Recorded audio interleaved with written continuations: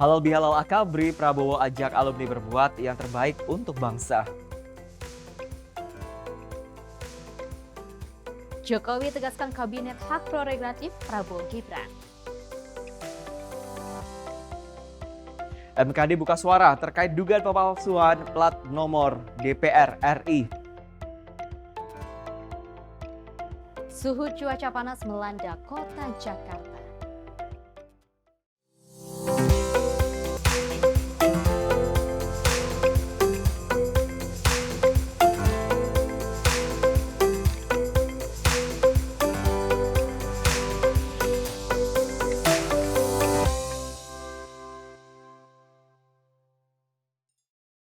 Halo, selamat pagi. Selamat pagi pemirsa Pagi, Simpo Festi. TV di rumah. Selamat pagi Wira, senang sekali rasanya ya Festi bisa kembali menemani Anda di rumah. Tentunya mudah-mudahan dimanapun Anda berada tetap dalam keadaan yang sehat walafiat. Yes, benar banget.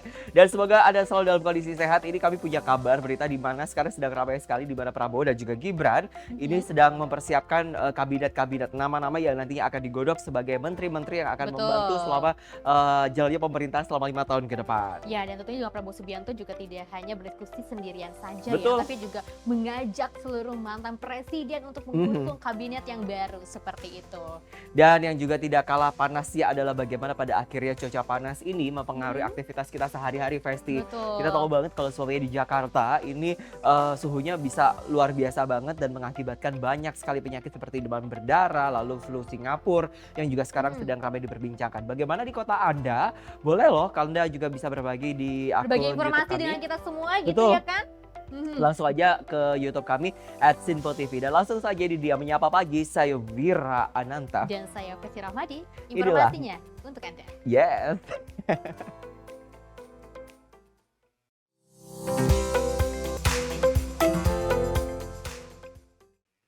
Ya, masih di Menyapa Pagi barengan dengan Festi Rahmadi dan juga Saya Wira Ananta bersama Anda mengawal Anda sampai nanti jam 7 pagi ya. Dan seperti biasa nih, kita ada kabar di mana memang kabar baik sekarang ya. ini Sekjen Partai Keadilan Sejahtera Abu Bakar Ba'asyir ini juga sudah menyampaikan pihaknya akan segera bertemu Al-Habsi. dengan Presiden terpilih periode 2024-2029 Prabowo Subianto, Festi. Betul banget. Dan dia juga memastikan PKS akan mendapatkan giliran untuk bertemu dan juga bersilaturahmi dengan Prabowo Subianto. Seperti apa sih?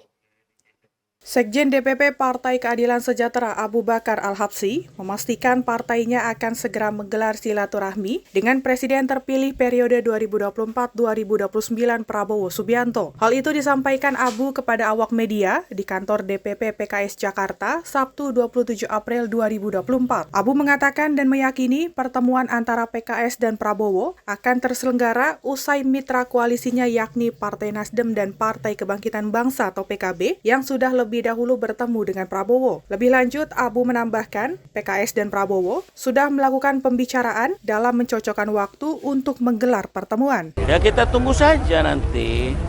Kan udah pada kebagian, tinggal PKS nanti juga kebagian juga. Tapi belum ada jadwal, Bib. Kapan ke... Sudah dialog, tinggal diatur jadwal. Kira-kira kapan, Bib? Segera. Ikan cepat, ikan gabus lebih cepat. Bagus ya. Dari Jakarta, Jihan Nabila, Azizul Hakim, Sinpo TV melaporkan.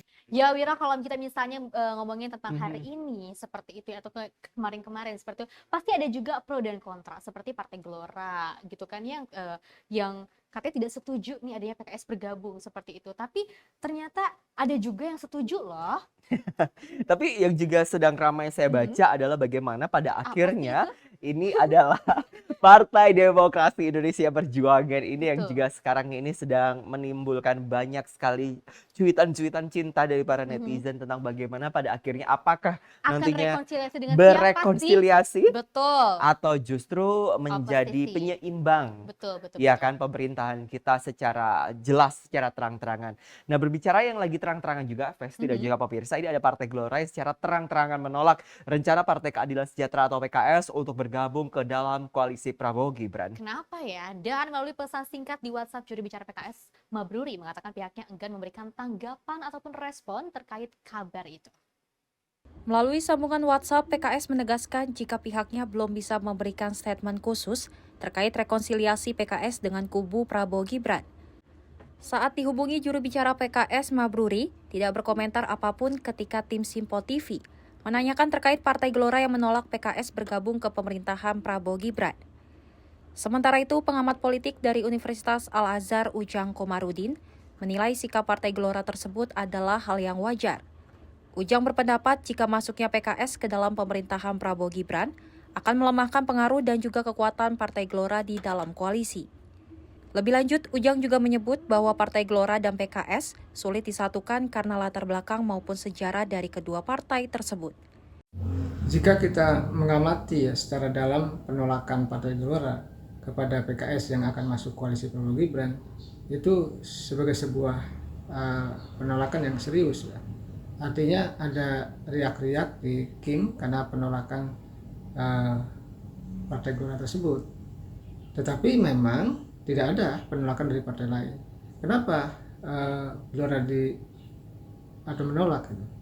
Ya karena memang secara historis mereka tadinya satu, lalu pecah, akhirnya ada Gelora lahir.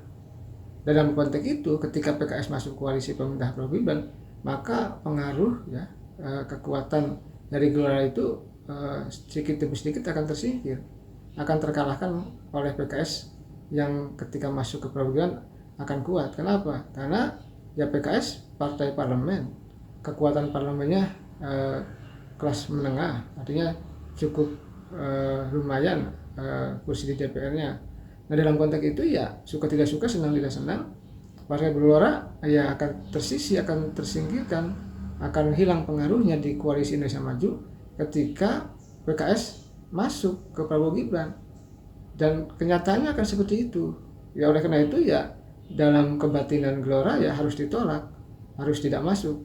Ya, lalu yang membuat Gelora mungkin marah juga ya karena Gelora merasa sudah habis-habisan, sudah mati-matian, sudah berdarah-darah memenangkan Prabowo Gibran, tetapi PKS yang katakanlah menjadi lawan politik tiba-tiba masuk. Dari Jakarta, tim Simpo TV melaporkan. Mungkin masih kepikiran kali Kepikiran apa Festi. sih emang? Makanya itu yang juga saya Masih menjadi penasaran teka-teki begitu. sampai Mungkin Pak sekarang Mabruri ya, apa sih boleh gitu? ngobrol-ngobrol sama Festi atau sama Wira gitu. Kita ngobrol Langsung 1 jam. nomor di bawah ya ini, kan? Kita Pak. langsung mampir ke studio Simpo TV di Seratama Tower. Kita Kita ingin bisa tahu sharing-sharing lah, spill lah gitu kan. Kenapa sih kira-kira kan seperti Partai apa. Gelora tidak setuju PKS bergabung seperti itu, tapi padahal dari Ya. Partai Gerindra sendiri gitu ya, Wiraya dan juga pemirsa di rumah sangat terbuka loh bagi siapapun yang ingin bergabung, yang ingin berkoalisi atau rekonsiliasi bersama seperti itu ya kan? Festi setuju? Setuju dong, kita kan harus bersama-sama gitu kan membangun bangsa Indonesia Oke. lebih baik lagi ke depannya seperti itu. Oke, ini masih seputaran PKS dan juga rekonsiliasi yang sudah dilakukan oleh sejumlah partai ke Partai Gerindra. Ini ada Sekjen Partai Gerindra Ahmad Muzani yang mengatakan saat ini Prabowo masih menimbang waktu yang paling tepat, paling pas untuk melakukan pertemuan dengan Partai Keadilan Sejahtera. Namun, dirinya memastikan pihaknya sangat menghormati keinginan PKS. Terlebih PKS pernah mengusung Prabowo dalam Pilpres 2014 dan 2019. Partai Keadilan Sejahtera selalu memberikan sinyal untuk melakukan pertemuan dengan Presiden terpilih Prabowo Subianto. Sekjen Partai Gerindra Ahmad Muzani mengakui bahwa partainya menangkap sinyal keinginan PKS untuk ditemui Prabowo Subianto. Ia mengatakan Gerindra menghormati keinginan PKS karena pernah bekerja sama menjadi pengusung Prabowo pada Pilpres 2014 dan 2019. Namun menurut Muzani, pertemuan antara Prabowo dan PKS tidak dapat dilakukan dalam waktu dekat. Hal ini dikarenakan Prabowo masih menentukan waktu yang tepat untuk melakukan pertemuan dengan PKS. PKS pernah memberi support dan dukungan kepada Pak Prabowo 2 kali setidaknya 2014 dan 2019, sehingga sinyal-sinyal dari PKS sudah kami tangkap dan kami pelajari, dan Pak Prabowo juga sama sudah menangkap. Tapi sekali lagi perlu waktu Pak Prabowo, sedang mencari momentum yang tepat. Dari Jakarta, tim Simpo TV melaporkan. Ya, betul sekali kalau kita bicara tentang rekonsiliasi. Ini seru banget ya. Betul. Saya baca-baca di beberapa media sosial. Ini memang banyak sekali menimbulkan pertanyaan gitu. Kok bisa ya ini bergabung? Kenapa kok yang bergabung A, kenapa bergabung B? Kenapa nggak Tapi dari kemarin sih? kenapa nggak dari Pertanyaannya seperti kemarin-kemarin begitu kan? Tapi satu hal yang memang patut ditekankan ya, ini para netizen dan pemirsa, siapapun nanti yang akan bergabung, ayolah kita dukung bareng-bareng, bareng-bareng ya sama-sama kan? kita mengusung kabinet bersama Mm-mm. seperti itu kan, karena dari Prabowo Subianto juga tidak ada hambatan loh, tidak ada batas loh bagi siapapun yang mau bergabung, ya Selama kan? memang cita-citanya akadnya untuk Indonesia ya, Ves ya. Betul. Oke, ini ada juga Menteri Pertahanan Prabowo Subianto ya menghadiri silaturahmi halal bihalal dan syukuran Abituren Akabri tahun tahun 1971 hingga 1975 di Kementerian Pertahanan Republik Indonesia di Jakarta. Dan di hadapan ratusan alumni Akabri, Prabowo mengawali perbincangan dengan mengucapkan permohonan maaf lahir batin. Kemudian ia berharap momen tersebut dapat mempererat tali silaturahmi. Amin.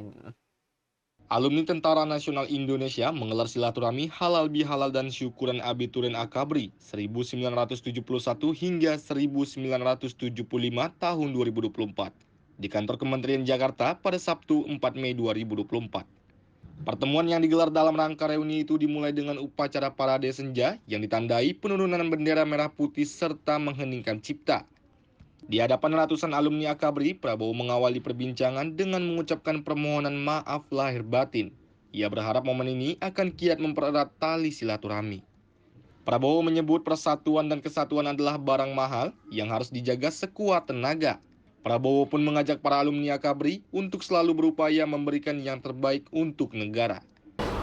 Kita melaksanakan halal bihalal ini dan kami mewakili kawan-kawan yang hadir, mohon maaf lahir dan batin, dan semoga kita bisa terus merajut silaturahmi, merajut persatuan-kesatuan, karena persatuan-kesatuan inilah sesuatu yang sangat-sangat mahal, dan apabila kita bisa pertahankan, negara kita terus akan langgeng, akan kuat, akan abadi.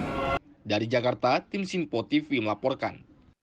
Nah, selain juga tadi ada halal bihalal dari Akabri dan tentunya juga mendoakan Prabowo Subianto ya ke depannya untuk bisa lebih mengemban Indonesia ini jauh lebih baik lagi, lebih bagus lagi seperti itu. Tapi juga bukan hanya Akabri saja yang mendoakan. Betul. Beberapa mantan presiden juga mendoakan Prabowo Subianto di masa akan mendatang untuk memimpin menjadi presiden. Jadi kalau kita ngomong ini yang namanya doa nih, Ves, ini ada Presiden ke-6 ya Republik Indonesia, Jenderal TNI Purnawirawan Susilo Bambang Yudhoyono yang sempat menyematkan doa dan pesan ya kepada Menteri Pertahanan Republik Indonesia dan Presiden terpilih 2024-2029 Prabowo Subianto. Dan SBY juga berharap Prabowo agar benar-benar sukses sekaligus dapat mengemban tugas negara. Bapak Prabowo Subianto insya Allah akan segera memimpin negeri ini, dan ini merupakan kehendak rakyat Indonesia. Kami ingin mendoakan agar Jenderal TNI Prabowo Subianto nantinya sukses di dalam mengemban tugas negara. Kami semua akan berkontribusi, akan mendukung agar pemimpin kita yang baru nanti benar-benar sukses untuk sekali lagi menjaga kedaulatan dan keutuhan NKRI, tegaknya Pancasila dan Undang-Undang Dasar 1945, memajukan kesejahteraan rakyat, menegakkan kebenaran dan keadilan di negeri tercinta ini, dan kami titipkan sekaligus Bapak Prabowo, kibarkan makin tinggi lagi merah putih di pentas dunia. Yes. Kalau lihat Bapak SBY ya, begitu lihat wibawanya seperti itu kan ya. Karena memang kalau kita lihat wibawa juga Prabowo Subianto wibawanya juga luar biasa Luar loh. biasa Ya banget. kan, jasa-jasanya yang kita lihat. Mungkin orang lain banyak sekali yang mencaci maki seperti itu, tapi lihat wibawanya Prabowo Subianto ini buat aku terkesima loh, Wira. Tapi justru mungkin itu kali ya daya tarik dari seorang Prabowo Subianto Betul. yang memang ya walaupun mungkin banyak orang yang Mencaci maki. negatif begitu Betul. ya, banyak orang yang mencibir seperti itu. Ya, Prabowo selalu menunjukkan bahwa sikap kearifan Indonesia itu even katakanlah kita dicaci, kita dicibir, kita harus tetap menunjukkan sikap dibalas kenegarawanan. ya. Itu yang paling penting Betul ya. banget. Ini Dan- kita masih punya banyak sekali informasi apalagi terkait Presiden Jokowi Betul banget. yang juga akan memberikan hak prerogatif Prabowo Gibran terkait siapa nanti yang akan terpilih jadi pemerintah. banget. Tapi usai jeda tetaplah bersama kami di Menyapa Pagi Sinpo TV.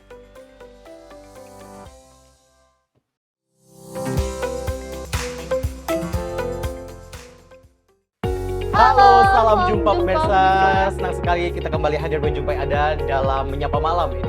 Rangkuman informasi berkualitas siap temani Anda di malam hari. Sajian berita teraktual yang menjadi pembicaraan kami hadirkan ke layar kaca. Laporan dari berbagai peristiwa kami sajikan ke ruang informasi Anda. Kami hadirkan topik yang jadi sorotan dengan nuansa kekinian. Bangga sekali yang melihat sepak bola Indonesia akhirnya seperti itu. Selain main di Qatar, Presiden juga ikut ya, para menteri. Tapi bukan di Qatar. Ya, di Gorontalo. Ini di Gorontalo pada saat peninjauan panen raya seperti itu, panen raya jagung di Provinsi Gorontalo. Dan kita berharap kok peristiwa-peristiwa seperti ini jauh-jauh lah ya, benar kan Andi ya. Karena mengerikan curanmor, terus kayak kejadian seperti tadi yang nggak kita duga, nggak kita sangka, yang kita jauh-jauhkan nih bisa saja menimpa gitu. Dan kita tetap harus berhati-hati pemirsa. Saya Andi Rezaldi, saya Chef Hakung. Terima kasih sudah menonton. Selamat malam dan sampai jumpa. Saksikan selalu Menyapa Malam setiap Senin sampai Jumat pukul 20.00 waktu Indonesia bagian Barat hanya di Simpo TV.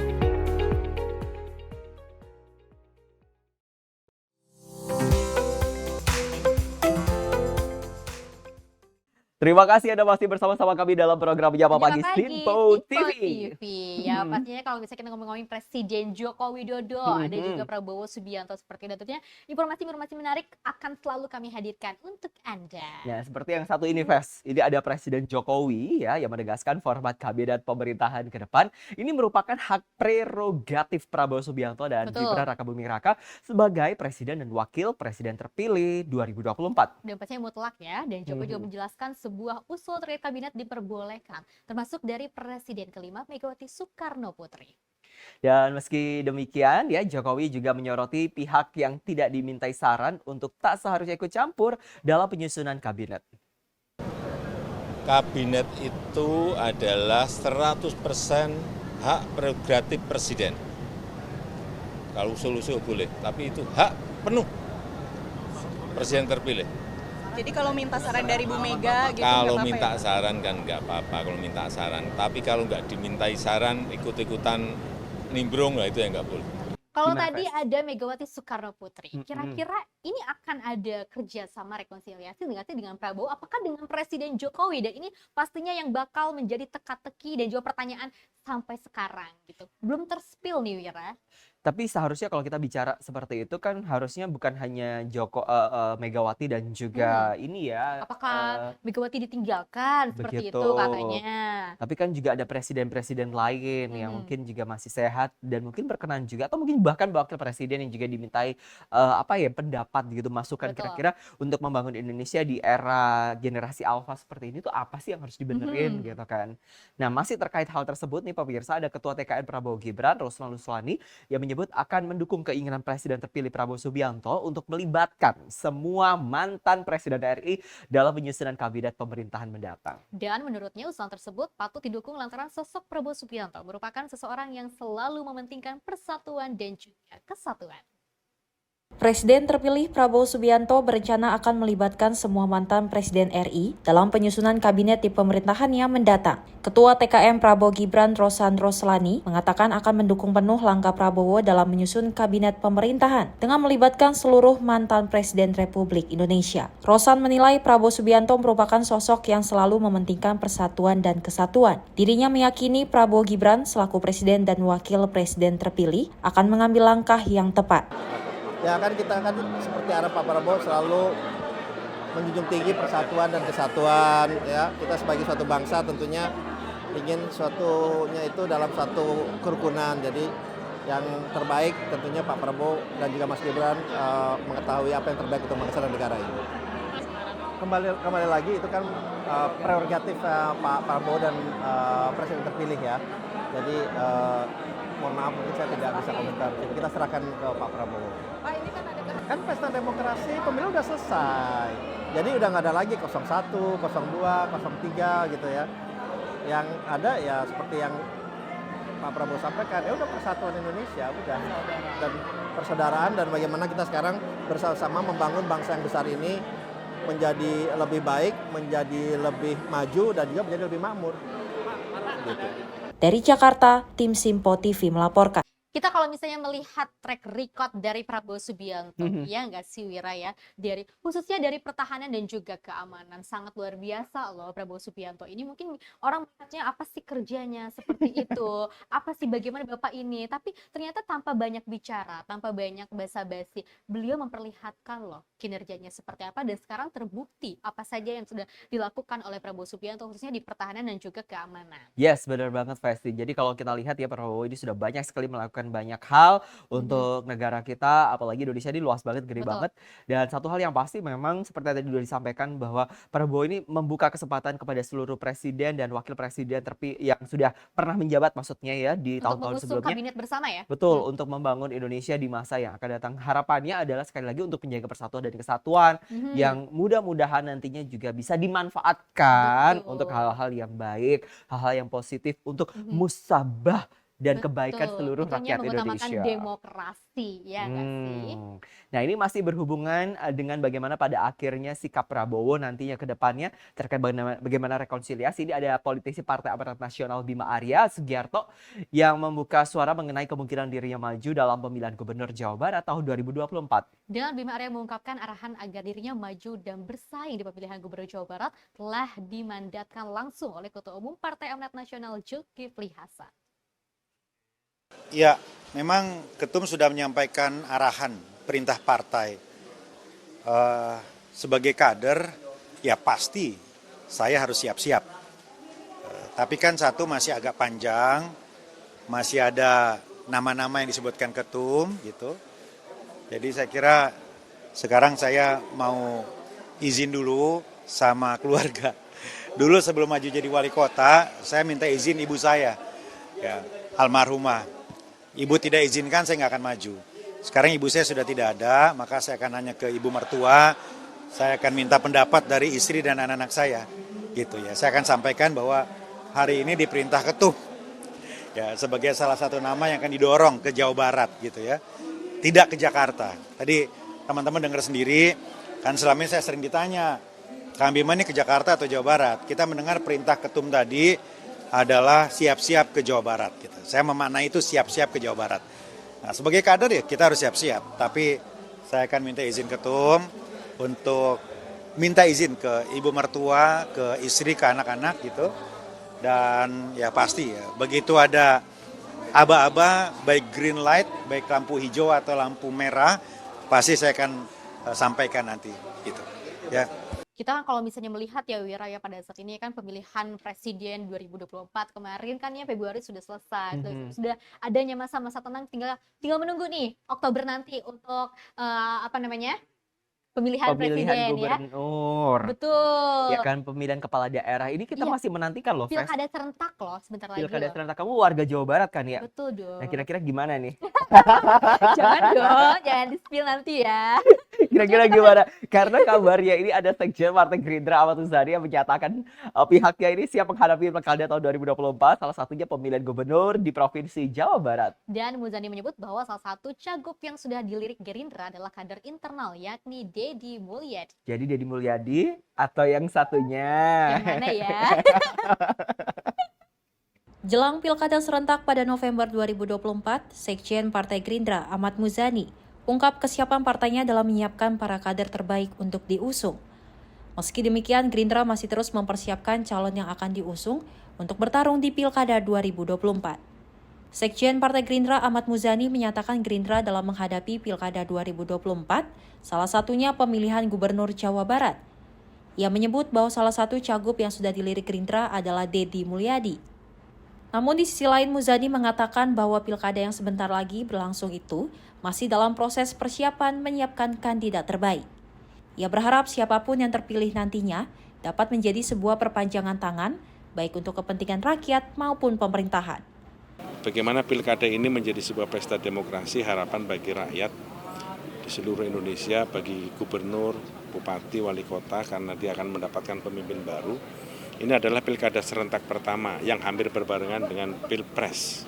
Jadi ini adalah prosesi demokrasi baru bagi kita sehingga memerlukan persiapan baik bagi penyelenggara dalam hal ini KPU, Bawaslu, tentu saja pemerintah, lembaga terkait dan partai politik yang mengusungnya. termasuk rakyat, karena rakyat baru saja menyelesaikan sebuah pesta demokrasi, pemilu dan pilpres. Ini akan disiapkan lagi untuk pilkada, sehingga saya kira perlu persiapan. Kami di Partai Gerindra sedang mempersiapkan calon-calon itu bisa menjadi sebuah perpanjangan tangan bagi kepentingan rakyat kepada pemerintah pusat dan pemerintah pusat kepada masyarakat dan rakyat. Khusus di Jawa Barat, kami sedang melirik sebelah kanan saya ini.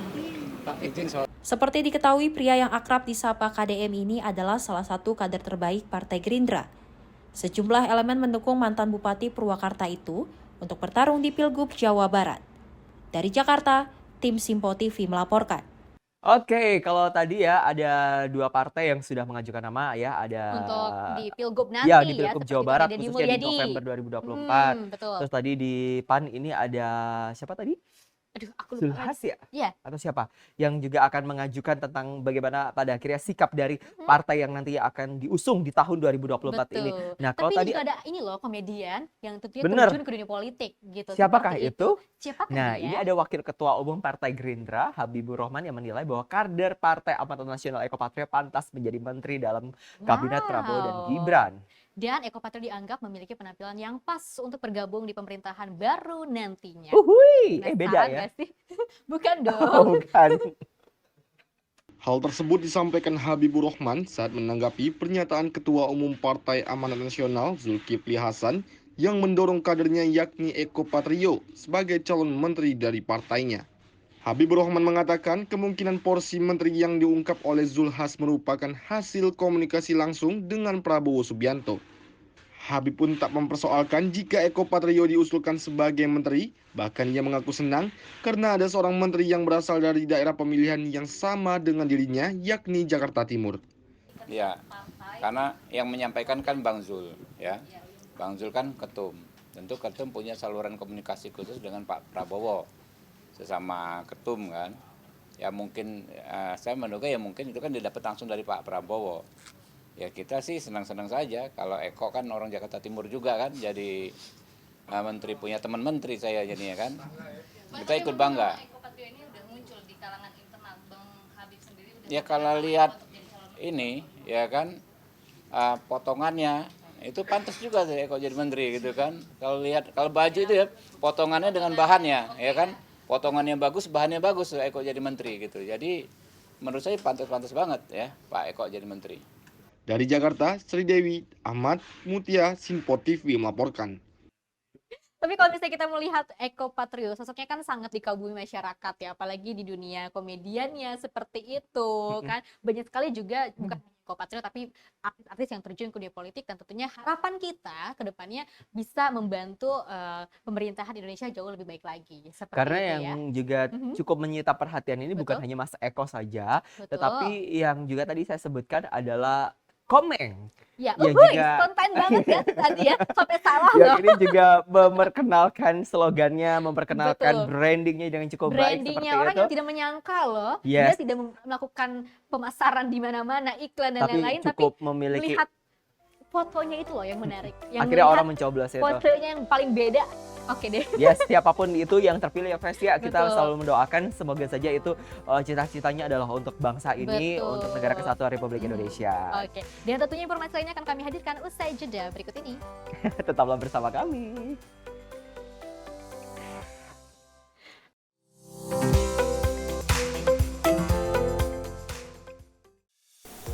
Salam jumpa pemirsa, Anda menyaksikan Sinpos Pekan bersama saya Syam Hakung. Beragam informasi selama sepekan kami sajikan untuk Anda. Rangkuman berita yang menjadi sorotan media massa siap menemani akhir pekan Anda bersama keluarga tercinta. Bersama saya Syam Hakung, kita jelang informasi selengkapnya untuk Anda. Kami hadirkan Sinpo Sepekan setiap minggu pukul 6 pagi hanya di Sinpo TV.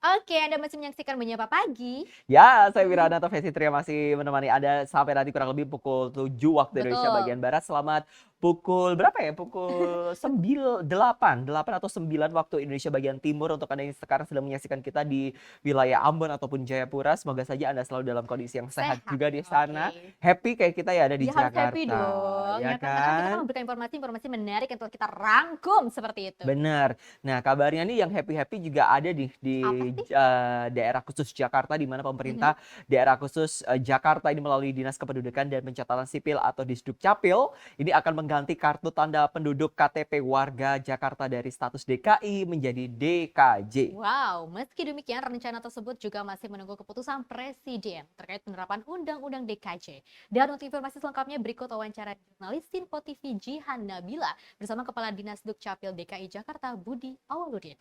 Kepala Dinas Kependudukan dan Pencatatan Sipil DKI Jakarta Budi Awaludin mengatakan terdapat 8,3 juta KTP Jakarta yang harus diganti. Hal ini seiring dengan status Jakarta yang akan menjadi daerah khusus Jakarta ataupun DKJ, meninggalkan status lamanya sebagai daerah khusus Ibu Kota DKI Jakarta.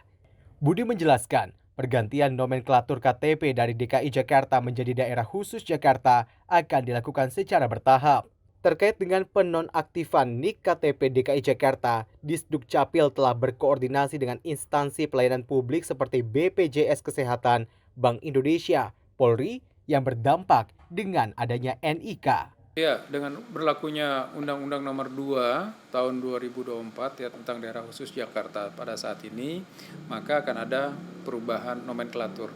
Jadi dari daerah khusus ibu kota menjadi daerah khusus Jakarta. Namun pada saat ini kami masih menunggu keputusan Presiden, yaitu perubahan dari ibu kota dari DKI ke ibu kota Nusantara. Jadi kalau terkait perubahan nomenklatur saat ini itu tidak sama sekali mempengaruhi dari pelayanan publik karena di dalam KTP hanya perubahan nomenklatur, tidak perubahan elemen data. Sehingga pelayanan publik saat ini dengan adanya perubahan nomenklatur tersebut itu tidak mengganggu sama sekali. Jadi masyarakat tidak perlu panik dan tidak perlu khawatir dengan adanya perubahan nomenklatur dari DKI menjadi DKJ. Dari Jakarta, Jihan Nabila, Azizul Hakim, Haikal, Sinpo TV melaporkan. Ya, pemirsa, sejumlah warga antri di posko Dukcapil di Taman Interaksi BKT Duren Sawit, Jakarta Timur, Minggu pagi kemarin. Dan selain mengurus pembuatan identitas kependudukan digital, petugas juga melayani warga yang ingin klarifikasi karena namanya terhapus dalam program penonaktifan NIK bagi warga ber-KTP Jakarta. Kok bisa? Kenapa ya? Kita coba lihat informasinya ya. Warga Duren Sawit, Jakarta Timur yang sedang berolahraga di kawasan Taman Interaksi Banjir Kanal Timur Minggu pagi meluangkan waktu untuk mendatangi posko Dukcapil Dursafaganza. Warga antri di pos pelayanan terpadu yang digelar Kecamatan Duren Sawit. Banyaknya warga yang datang ke pelayanan Dukcapil seiring adanya program penonaktifan nomor induk kependudukan bagi warga DKI. Menurut Camat Duren Sawit Kelik Susanto, warga yang keberatan namanya terhapus dalam program penonaktifan NIK dapat datang untuk berkonsultasi dengan petugas. Nantinya, proses verifikasi lapangan akan dilakukan petugas Dukcapil Kecamatan dengan meminta keterangan dari RT RW setempat untuk memastikan yang bersangkutan masih berdomisili di wilayahnya. Kami di Kecamatan Duren Sawit melaksanakan suatu kegiatan yang dinamakan Dursafaganza. Jadi pelayanan minggu pagi di ruang publik. Pelayanan ini kami berikan di minggu pertama setiap bulan dan bergilir di kelurahan-kelurahan. Hari ini kebetulan jadwalnya ada di Kelurahan Duren Sawit. Sekaligus juga ini soft launching kita, uji coba kita untuk memberikan pelayanan kepada masyarakat di hari libur. Ya, jadi saat ini Pemprov DKI Jakarta sedang melakukan program penonaktifan KK dan KTP, NIK ya. Jadi warga banyak yang konsultasi, banyak yang mengurus karena memang kita ingin warga kita tertib ya dari aspek administrasi kependudukan. Di Dukcapil bisa kita lakukan tadi ya pengurusan konsultasi penonaktifan NIK, pencetakan KIA, kartu identitas anak, lalu juga perekaman KTP, ya, dan lain-lain banyak yang dilakukan. Nanti kan konsultasi ya, jadi nanti kan diverifikasi. Ya, apabila warga ada keberatan, silakan ajukan ajukan ke Dukcapil, nanti tim dari Dukcapil akan melakukan verifikasi ke lapangan. Akan ditanya dengan Pak RT apakah benar warga tersebut tinggal di lokasi tersebut gitu. Kalau memang tidak tinggal lagi di situ ya mohon maaf, ya kan berarti kan secara de facto sudah tidak berdomisili lagi di Kecamatan Durensawit. Banyak juga lumayan, kita ada beberapa ribu gitu yang harus kita verifikasi KTP-nya. Cuman kan ini kan bertahap ya. Jadi tahapan pertama itu sebenarnya untuk penonaktifan NIK itu untuk yang sudah meninggal tapi tidak mengurus akta kematian, dan juga yang memang sudah tidak berdomisili lagi di Kecamatan Durensawit dan juga sudah ditemukan lagi di mana keberadaannya. Kegiatan penataan dan penertiban dokumen kependudukan sesuai domisili kini masih terus dilakukan pihak Kecamatan Durensawit. Saat ini penertiban dilakukan bertahap dan ribuan NIK yang dinonaktifkan bagi warga yang diduga telah meninggal dunia. Dari Jakarta, Sultoni, Sinfo TV. Kalau kamu dihapus gimana? Apanya? Namanya dihapus. Kita protes dong. Oh, diprotes. Ya kan? Kita harus langsung mengembalikan kembali dong, perbaiki seperti itu, ya kan? Dan kita berharap sekali lagi Dukcapil ini juga bisa segera mengklarifikasi apa sih yang menjadi alasan sampai pada akhirnya banyak sekali nama-nama yang terhapus seperti itu ya karena kan? salah Nama-nama hapus yang ini juga berubah. bisa bikin panas kan. Kayak kabar yang akan saya hadirkan sekarang ini nih, ada kabar dari Badan Meteorologi, Klimatologi dan Geofisika yang mengimbau masyarakat terutama yang melakukan aktivitas di luar ruangan pada siang hari agar dapat mengkonsumsi air putih. Dan hal itu dilakukan guna menjaga kesehatan tubuh mengingat cuaca panas yang melanda Indonesia, khususnya kota Jakarta. Kota Jakarta yang kini dilanda cuaca panas dan terik membuat Badan Meteorologi, Klimatologi dan Geofisika mengimbau kepada seluruh masyarakat agar dapat mengonsumsi air putih guna menjaga kesehatan tubuh. Perakirawan cuaca BMKG Boni Septian Panjaitan mengatakan, suhu panas tersebut disebabkan akibat minimnya pembentukan awan, sehingga membuat suhu cuaca terasa panas dan terik. Boni juga menyebut untuk kota Jakarta masih dikategorikan periode transisi menuju ke musim kemarau. Ia pun memprediksi kemarau akan terjadi pada bulan Mei 2024. Jadi untuk wilayah Jakarta sebenarnya memang secara umum cuaca dia cerah berawan hingga berawan, tapi perlu diperhatikan masih ada potensi-potensi hujan terutama di sore hari, terus malam, bahkan ada di beberapa tempat di dini hari. Itu untuk tidak semua Jakarta, tapi ada di Jakarta, sekitar Jakarta Selatan, Barat maupun Utara yang untuk dini harinya seperti itu. Untuk di wilayah Jakarta, oke. Untuk wilayah Jakarta sendiri memang untuk dari segi musimnya juga ini masih masuk ke periode transisi ya, jadi dari transisi ke musim kemarau. Jadi awal musim kemarau sendiri diperkirakan di sekitar Mei ya, di Mei minggu dasarian kedua ataupun dasarian ketiga. Jadi sekarang kondisi Jakarta itu di peralihan. Walaupun begitu masih ada potensi hujan-hujan di sekitar situ di beberapa. Nah untuk panasnya sendiri yaitu karena pada siang hari dia masih minim pembentukan awan ya. Nah, pembentukannya di sekitar sore. Nah ketika minim pembentukan awan itu dengan suhu suhu yang lumayan itu akan menaikkan suhu tersebut ya. Jadi terik di siang hari seperti itu. Oke. Baik, untuk mengantisipasi suhu yang lumayan meningkat ya, jadi dari BMKG menghimbau untuk masyarakat jadi terutama pada siang hari agar menghindari keluar ruangan terutama di siang hari.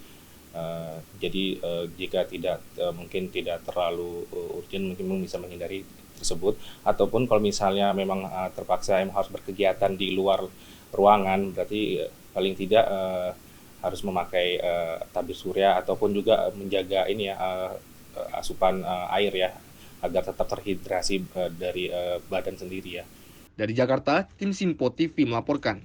Pasti panas nggak sih belakangan? Panas dong. Lagi kalau misalnya di Jakarta ini kan cuacanya Jakarta, Bekasi, Depok, udah deh nggak ada main kalau misalnya masalah panas. Pastinya kan kalau misalnya kita cuaca panas itu banyak sekali penyakit yang berdatangan dong. Karena memang kalau kita ngomongin bicara kulit sensitif seperti itu, benar, kalau cuaca panas kurang bagus. Terus kemerahan, terus belum lagi kabarnya ada DBD dan juga flu Singapura. Betul. Yang sekarang lagi rame banget diperbincangkan. Dan ngomongin tentang gelombang panas yang juga kini tengah melanda Indonesia, ini dikeluhkan oleh masyarakat nih, Vesti dan pemirsa. Iya, dan tidak hanya menyebabkan gerah, cuaca panas juga bahkan dapat menyebabkan demam. Hal itu dirasakan langsung oleh masyarakat, khususnya warga Jakarta. Berikut laporannya. Lalu deh Kak, minggu lalu tuh udah panas banget sih, parah. Itu panas banget, apalagi aku tinggal di Bekasi kan Kak. Itu wah, mataharinya kayak banyak banget gitu. Ada nggak sih keluhan kakak gitu dalam situasi panas ini, apalagi kakak seorang pekerja ya, kan dari Bekasi terus ke Jakarta, itu ada nggak sih keluhan kakak gitu? Ada sih, panas banget, kadang-kadang tuh kayak langsung pusing ke kepala gitu loh Kak. Kayak nggak, sampai kalau misalnya malam nih aku langsung demam gitu gara-gara panas banget. Itu benar-benar sakit sih. Terus kakak menghadapinya gimana sih Kak sebagai pekerja gitu menanggapi dalam keadaan cuaca panas saat ini?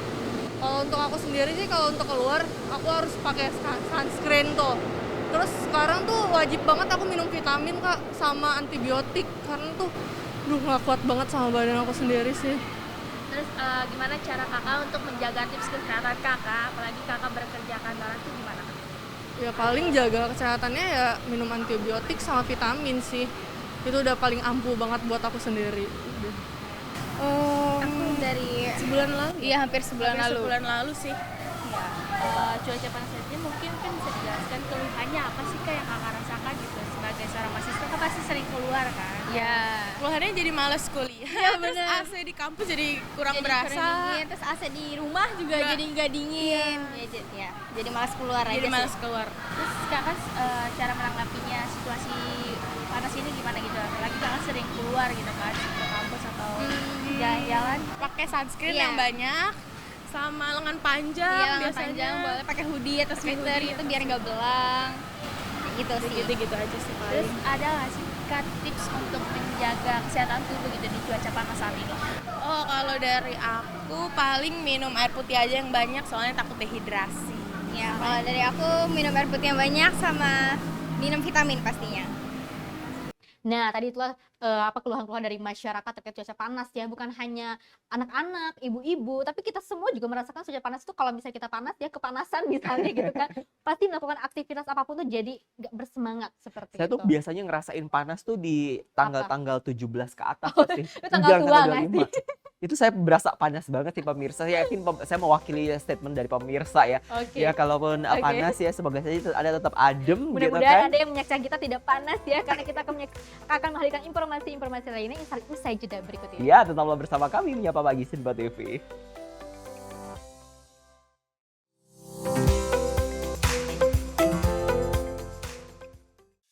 Halo, salam jumpa pemirsa. Kami kembali hadir dengan rangkaian informasi yang dihimpun dari berbagai penjuru dunia. Kami hadirkan rangkuman informasi terkini dari seluruh penjuru dunia hanya untuk Anda. Informasi paling penting dan sajian berita menarik kami sajikan hanya di Sinpo Dunia. Bersama saya Dewi Manik, inilah Sinpo Dunia selengkapnya untuk Anda. Jangan lewatkan Sinpo Dunia setiap Senin hingga Jumat di Sinpo TV. Apa kabar pemirsa? Senang sekali saya Sally Siregar dapat menjumpai Anda dalam Sinpo Dunia Sepekan. Kami temani akhir pekan Anda bersama sanak saudara dan keluarga tercinta. Dengan sajian informasi yang unik dan menarik dari berbagai negara. Pastinya kami akan memberikan berita yang unik dan menarik yang kami rangkum dalam Sinpo Dunia Sepekan. Jangan lewatkan Sinpo Dunia Sepekan setiap Sabtu dan Minggu hanya di Sinpo TV.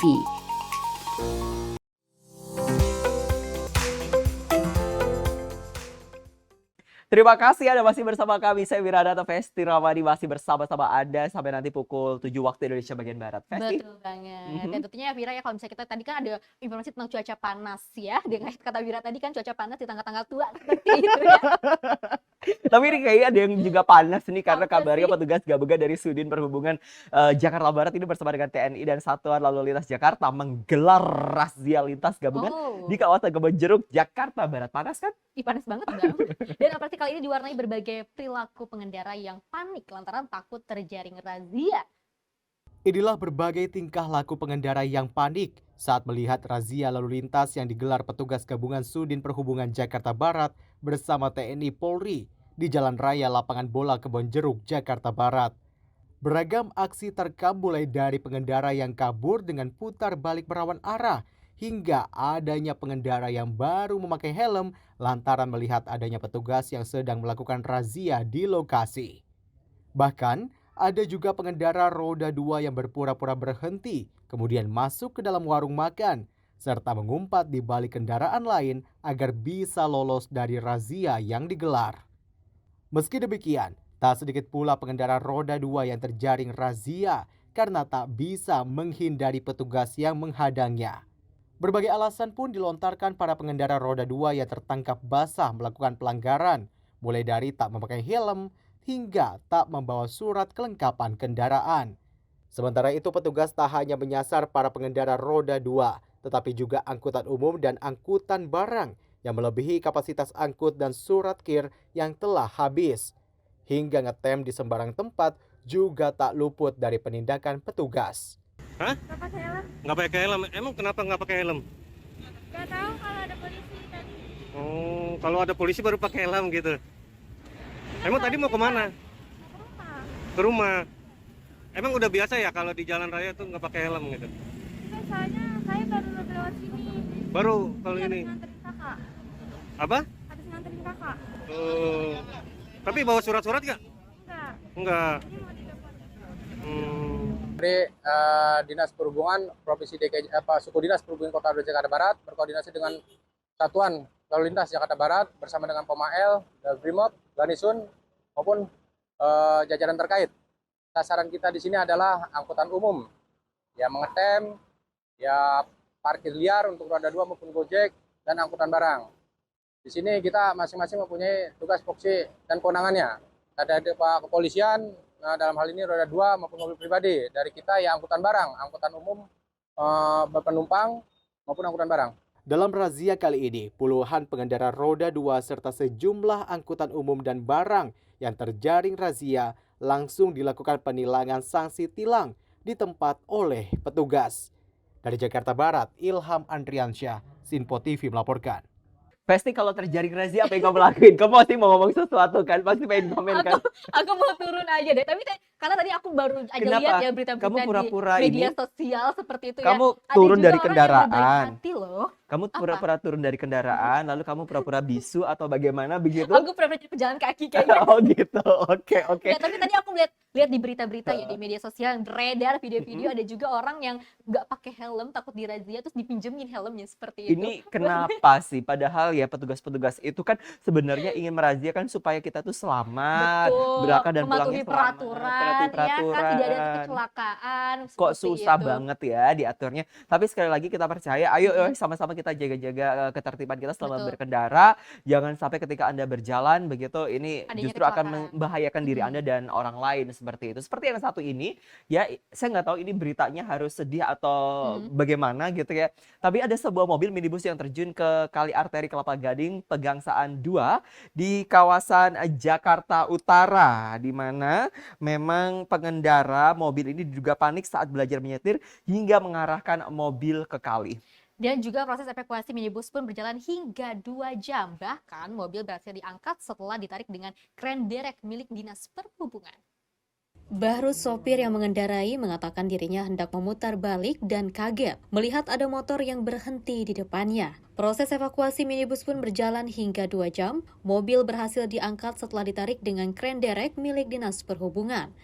Anggota Satuan Pelaksana Dinas Perhubungan Kecamatan Kelapa Gading, Anjas Renaldi mengatakan, pihaknya mendapat laporan sekitar pukul 11 siang. Ia pun membenarkan kejadian berawal saat sopir minibus panik dan menginjak pedal gas. Saat kejadian terdapat 3 orang yang berada di dalam mobil, salah satunya adalah anak kecil. Beruntungnya tidak ada korban jiwa maupun korban luka-luka dalam kecelakaan tersebut. Akibat dari kecelakaan lalu lintas tersebut, kendaraan Mitsubishi Xpander B2718 BZJ mengalami kerusakan.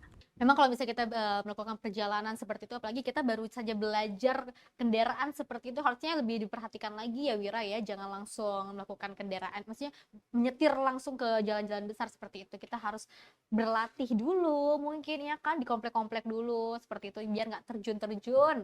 Yes, benar banget. Tapi yang juga mungkin harus juga mungkin melatih adalah si coachnya ini gitu loh. Kok bisa gitu kan berkendara tapi bisa sahabat-sahabat apa ya masuk ke dalam kali gitu kan. Ini yang juga harus di apa ya dicermati bersama begitu loh. Ini ngeri ya gitu kan. Baiklah dari Ya, kita beralih ke informasi lainnya. Ini ada Mahkamah Kehormatan Dewan DPR RI yang membuka suara terkait adanya laporan masyarakat mengenai ditemukannya mobil mewah dengan plat nomor palsu DPR. Wakil Ketua MKD DPR Nazarudin Degam memastikan pihaknya akan mengajukan laporan kepada polisi serta memanggil pihak yang bersangkutan. Wakil Ketua MKD DPR RI Nazarudin Degam mengaku pihaknya mendapati laporan masyarakat terkait banyaknya mobil mewah yang telah memalsukan plat nomor DPR. Merespon aduan tersebut, Mahkamah Kehormatan Dewan DPR memastikan bahwa plat dinas DPR yang terpasang pada beberapa mobil yang dimaksud adalah palsu, lantaran nomor yang tertera tidak sesuai dengan yang dikeluarkan oleh DPR. MKD pun akan membuat laporan mengenai pemalsuan plat DPR RI tersebut kepada pihak berwajib, agar pemilik mobil-mobil itu dapat dikenakan sanksi pidana. Nah, selama beberapa bulan kami mendapatkan banyak laporan atau informasi dari masyarakat bahwa banyak yang memalsukan plat DPR yang dilakukan oleh oknum-oknum yang tidak bertanggung jawab. Jadi pemalsuan TNKB atau plat nomor DPR ini sangat meresahkan bagi masyarakat, sangat merugikan bagi kami DPR. 2 kasus terakhir, malah hari ini 3 kasus terakhir yang cukup menonjol, yaitu kasus plat palsu mobil Alphard yang digunakan oleh oknum polisi bunuh diri. Itu jelas palsu. Dan ada lagi mobil Mercy G-Class yang kedapatan memakai plat DPR 19 3 Romawi di Tol Alam Sutra. Nah, hari ini kami mendapatkan lagi angka 19 juga mobil Alphard di tol. Nah, ini yang Mercy, ini yang Alphard. Satu lagi yang kemarin di TKP bunuh diri itu. Nah, ini menjadi penting bagi kami untuk menertibkan pemalsuan tersebut, karena ini sangat merugikan kami selaku anggota DPR, dan masyarakat juga menuntut kami untuk menertibkan ini semua. Kami tidak mau dihakimi oleh masyarakat terhadap oknum-oknum yang tidak bertanggung jawab ini mempergunakan plat-plat DPR. Sebelumnya baru-baru ini plat nomor DPR ditemukan terpasang di mobil Alphard yang menjadi tempat bunuh diri Brigadir RAT. Selain itu, plat nomor DPR juga ditemukan pada mobil Mercedes G-Class yang melintas di eksit tol Alam Sutra, Tangerang Selatan. MKD DPR RI memastikan plat dinas DPR yang terpasang pada mobil tersebut adalah palsu karena tak sesuai dengan plat asli milik anggota DPR. Dari Jakarta, Sri Dewi, Ahmad Mutia, Sinpo TV melaporkan. Banyak banget kan plat-plat nomor palsu di luar sana seperti itu. Kan udah plat nomor palsu, ugal-ugalan di jalan kan sampai membahayakan kan. Terus Dan juga bukan mencoreng hanya nama membahayakan instansi sih. juga. Bukan hanya ngebahayain sih Festi, tapi yang juga patut diperhatikan adalah ini kok bisa sampai kejadian seperti ini, karena sekali lagi hal seperti ini harusnya kan sudah terkontrol ya kan, dari satu pintu, satu manajemen, tapi bagaimana mungkin sampai ada plat nomor palsu yang pada pasti yang akhirnya membukanya ini. Nah, ini kita penasaran nih kira-kira seperti apa, karena kalau di jalanan, kalau kamu perhatiin di kawasan Jakarta Selatan tuh kadang banyak sekali loh orang-orang yang pakai rotator, padahal bukan dari pihak kepolisian seperti itu. Ini kita berharap sekali dari pihak terkait ini untuk bisa segera memperhatikan supaya kondisi ini tidak terjadi kembali ya. Oke, kita beralih ke informasi lainnya. Ini terdorong kondisi perubahan iklim dan pelestarian lingkungan, warga di lingkungan padat Kelurahan Malaka Jaya, Jakarta Timur membuat kolam gizi dan kolam hias yang hasil panennya dibagikan kepada warga. Inspirasi warga ini mendapat apresiasi dari Museum Rekor Muri Dunia Indonesia MURI sebagai kolam gizi dan hias pertama di lingkungan padat penduduk. Warga Jalan Nusa Indah 4, Gang 8, Kelurahan Malaka Jaya, Kecamatan Durensawit, Jakarta Timur, mengubah jalan di lingkungan mereka menjadi kolam gizi dan kolam hias.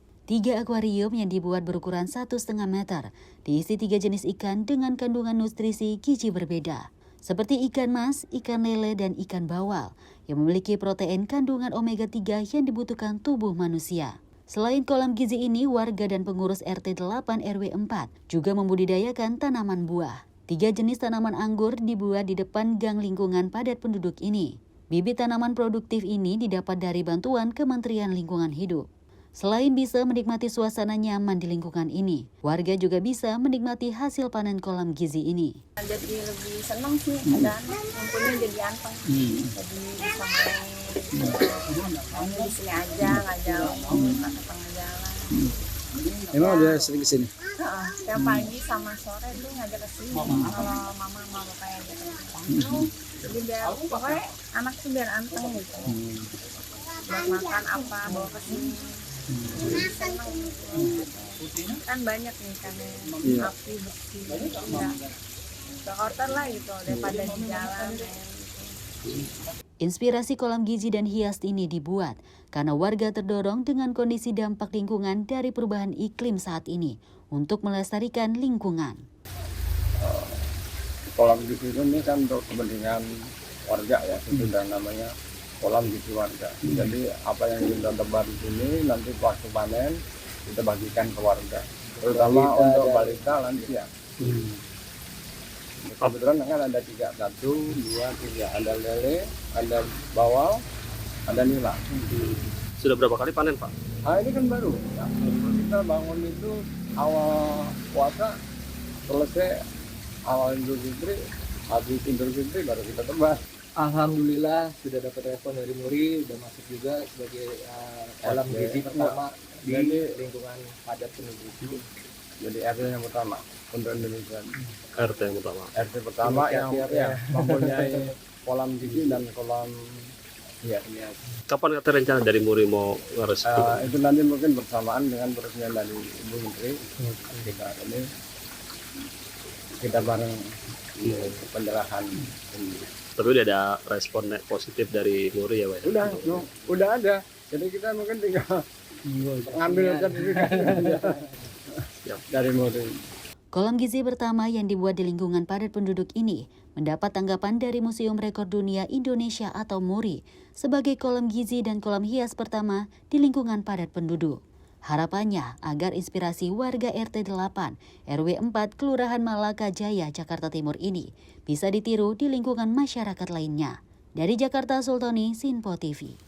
Wow, tadi ada sih pasar gizi ya? Pasar gizi, kolam gizi, Festi. Seperti itu ya. Kamu kenapa sih bawanya pengen ke pasar aja, mau ke pasar habis gini? Mending Soalnya mampir itu deh ke unik situ. banget loh, bagus banget loh. Ada gizi-gizinya kan protein, ada ikannya, mungkin kan di situ kan ya. Ini bisa jadi inspirasi untuk kita semua loh. Festi, tapi pertanyaan aku cuma satu nih. Kalau misalnya amit-amit ya, amit-amit ya bapak-bapak, ibu-ibu, kalau misalnya nih Jakarta tiba-tiba mendadak banjir, itu kolam ikannya pada kemana ya gitu ya nggak sih?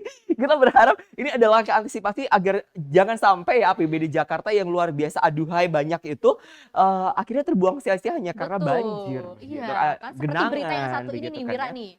Oke, nah kalau masih ngomongin tentang banjir ya Festi dan juga pemirsa, di sebanyak 65 rumah terdampak banjir di Kecamatan Penrang, Kabupaten Wajo, Sulawesi Selatan.